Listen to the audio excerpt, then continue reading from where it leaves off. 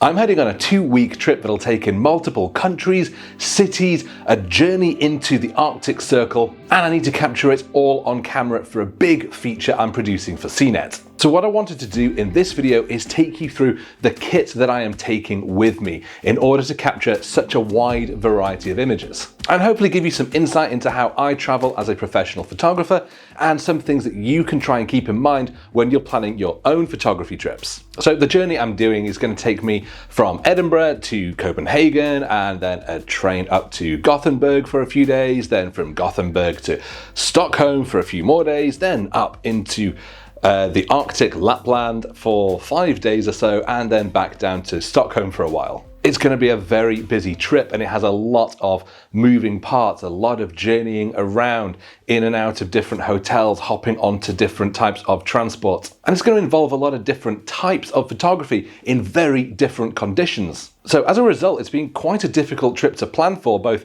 as a traveler and also as a photographer. So the main thing that I've been keeping in mind is that I need to keep things light. I'm going to be moving around so much, in and out of taxis, on and off trains, checking in, checking out of hotels, schlepping across the cities. Not to mention somehow getting deep into the Arctic, and honestly I don't even know how that's happening yet. Presumably by car, or maybe those sort of tennis racket things that you strap to your feet so you can walk through the snow. Who knows?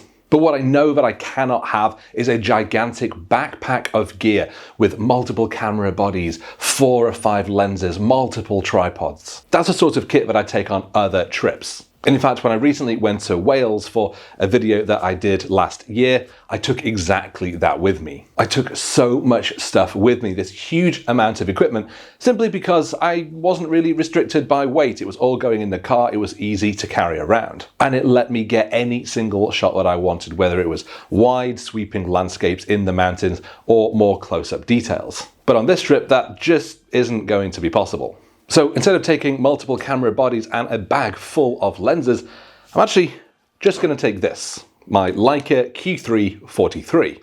Now, I bought this last year, but before I did, I actually borrowed one and took it on a few test shoots, which I have shown on this channel, and I basically fell in love with it. It's small, it's nimble, it's easy to work with, and it takes absolutely stunning photos. So in anybody's book, this is an absolutely superb travel camera. But I'm yet to use it on professional photo shoots, and I have spent a little bit of time debating whether it's the right thing to take. Because I'm actually going on this trip in my role as editor-at-large for CNET.com. I'll be there in order to produce a big written feature that will, of course, require a lot of photos to illustrate it. Usually when I do these sorts of photo stories, I will take my regular camera, normally my Canon R5, which right now I've got in a video cage with a side handle, but you get the idea. And I'll take a variety of lenses, usually a 24-70, a 70-200, maybe a 16-35 as well, if I want some really wide-angle shots. Now, usually I take all of this stuff because I don't often know exactly the sorts of things that I'm going to be seeing. So basically, I want to guarantee that whatever I see, whatever opportunities arise, I'm going to have the right lens for the job. And that attitude is kind of what I've been trying to argue against on this trip. Because I will have an incredible variety of different things to shoot. Everything from snowy landscapes up in the Arctic, inside some of the facilities that I'm going to go and see, but then also my personal photography, maybe walking around Copenhagen, Stockholm and Gothenburg. So this could be one of the most photographically varied trips I've done, and yet I'm not taking my wide selection of equipment. I'm instead just taking one 43mm lens. So in many ways this doesn't really make sense.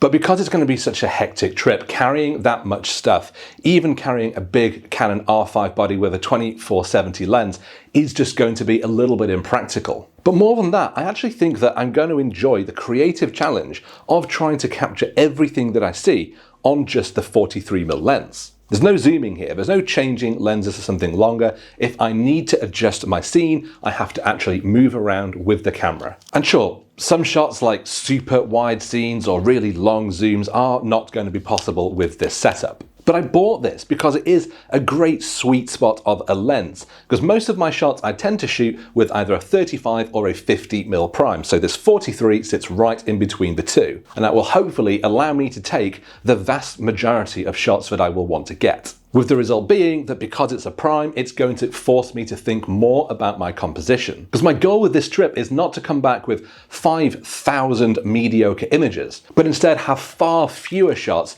but ones that I've really thought about. But it also keeps it light and nimble. I can very comfortably have this hanging around my neck on a camera strap, or simply easily accessible in a shoulder bag like this one from Compagnon, which I can just pop the camera in and I can wear this thing all day without feeling burdened. And I'll absolutely be doing exactly that when I'm walking around some of the city streets.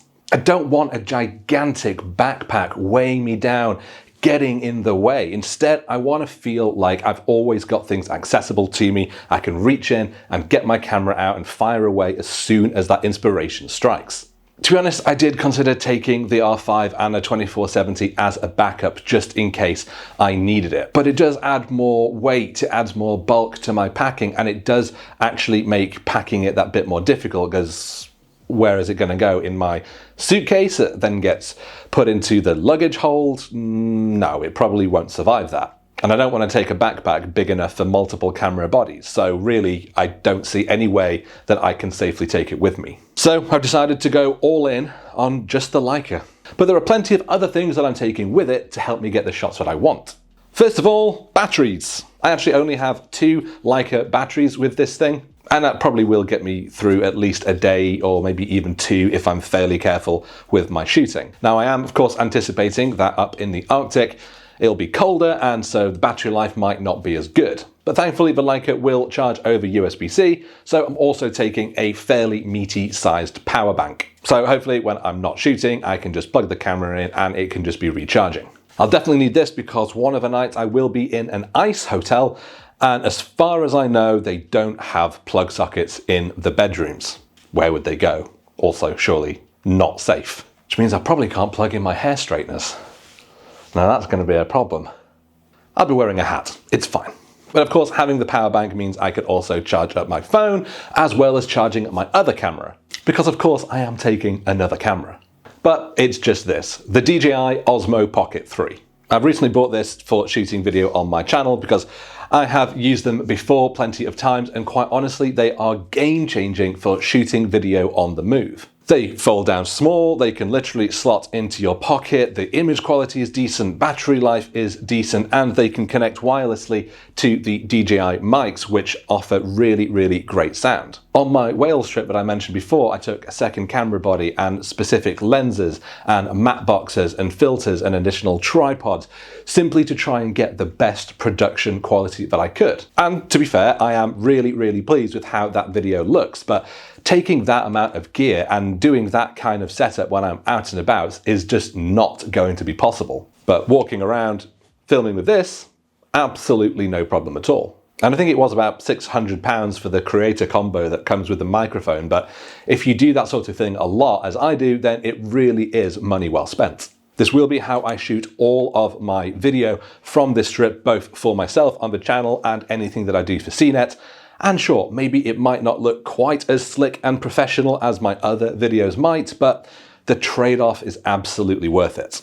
I will be pairing the Q3 with a few key filters. First, PolarPro's Everyday filter, which is a 49mm screw-in filter, which fits perfectly on the Q3. This one actually combines a circular polarizer for minimizing any reflections, as well as a black mist filter, which gives that nice sort of cinematic haze and bloom to your shots. I think this one is about a quarter mist, but I've also got a version which is a half mist if I really want that additional haze in my images. And maybe I will. But PolarPro has also just launched these new 135 filters, which apart from coming in these quite fancy looking metal canisters, offer some different effects. Now, one of them is a black mist filter, which is pretty much like the everyday one, except without the polarization, but there's also a gold mist filter. Now that basically does the same thing. It adds that sort of haze and that bloom around your highlights, but it also adds a slightly golden warming tone to your shots. That's what they've said. I'm yet to actually try it, but I think this is a good trip to give something like this a first go.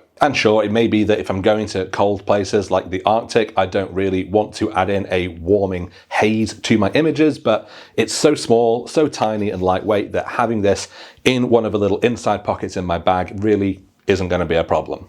But part of my goal this year in my photography, not just on this trip, but overall, is to try and get my images much closer to a finished product in camera than simply relying on editing. And mist filters are a part of that. They are essentially effect filters, as they're adding something in there rather than color correcting, but I really love what they do in reducing some of that sharpness and that clarity that you get from high resolution sensors, giving your shots a little bit more of a filmic quality, a little bit more organic. So I do use mist filters quite a lot already, and I'm really keen to see how the gold one actually measures up. I do have some accessories on my Q3 as well, which are really going to help me out. First of all is this lovely half case from Oberwerth. Now, not only does it make the camera look really quite fancy, but it of course also helps protect it from knocks and bumps. There's also a built-in raised grip on the side, which helps me get a nice hold on the camera. And then it's also got a hidden slot inside in which you can slide, if I can get it out, an Apple AirTag. So that's just some great extra security, so I can always keep an eye using my iPhone on where my camera is. Super handy if I leave it behind and I don't know where I put it, or I've left it in a cafe, or of course, if someone were to try and steal my camera. So that's a great little addition to this setup, just for that extra bit of peace of mind.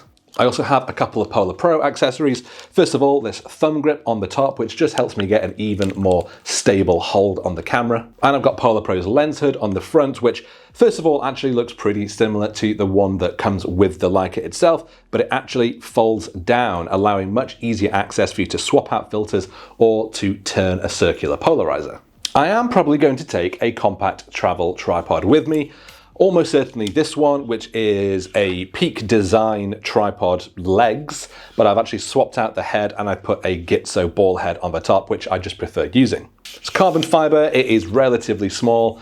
I won't have this on my backpack most of the time. This will probably stay in my suitcase and in my hotels, because I really don't need to carry a tripod around if I'm just doing some street photography in Copenhagen or in Stockholm. I honestly don't know if I am going to need a tripod, but it is one of those things that I really worry that there may just be certain occasions when I absolutely do need really long exposures on my camera, and I will be gutted if I don't have the tripod there. Because I'm going into the Arctic, it is winter, we are going to have short daylight hours, and it may be that there is some, if not fully night photography, at least low light photography that I might want to do. May even be that I see some northern lights and I want to do multi-second exposures in order to capture them. So I definitely will need a tripod for that. So packing this really has come down to that absolute fear of missing out. I'll have multiple high capacity SD cards, of course, along with a couple of SSD drives. This one is a Samsung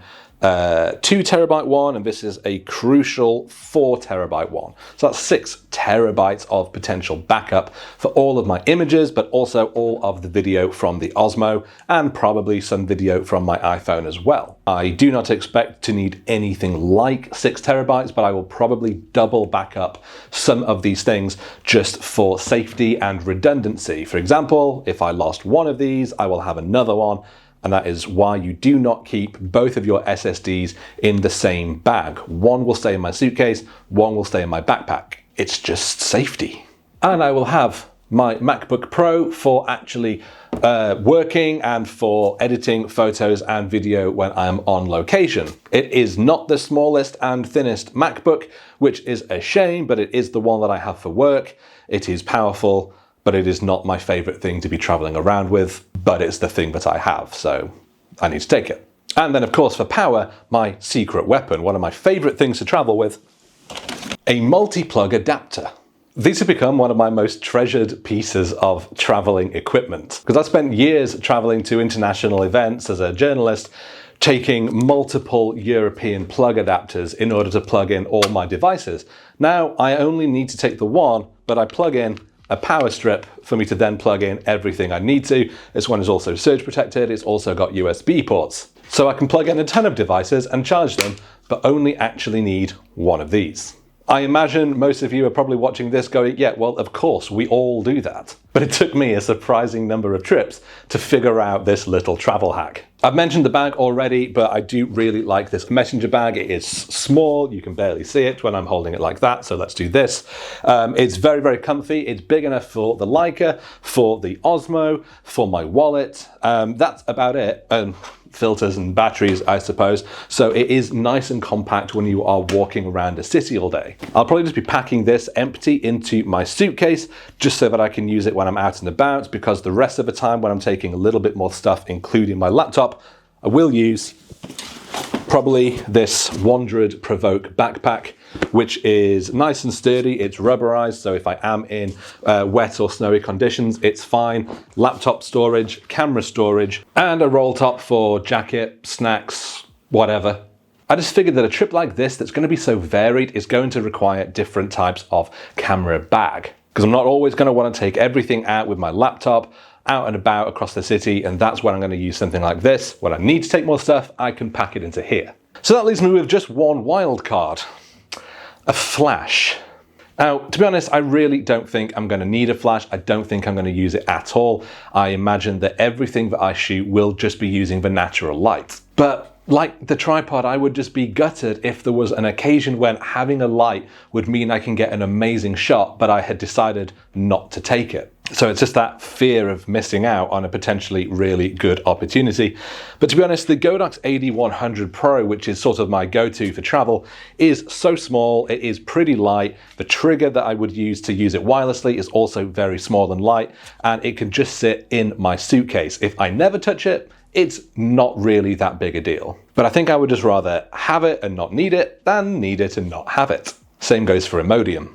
So then this is my whole gear setup for my next 2 weeks of both professional and personal photography. I really don't think it is that much stuff, particularly when I have done short weekends away for photo shoots and I have taken multiple cases of gear. But the nature of this trip means that I really will benefit from having a lighter, more stripped back approach, and I think that my images are going to really benefit as a result. So that's really what you need to think about if you're trying to figure out what items to take on your next photography adventure. Overloading yourself with gear and with lens options and other accessories isn't necessarily going to make you feel more creative when you're out and about. If anything, it could even have the opposite effect, meaning you're spending more time thinking about the kit that you're trying to use and less time actually just thinking about what makes this a great shot. So think carefully about the sort of scenes that you expect to encounter and how you think you would want to shoot them, because that is going to help determine what equipment you need to take.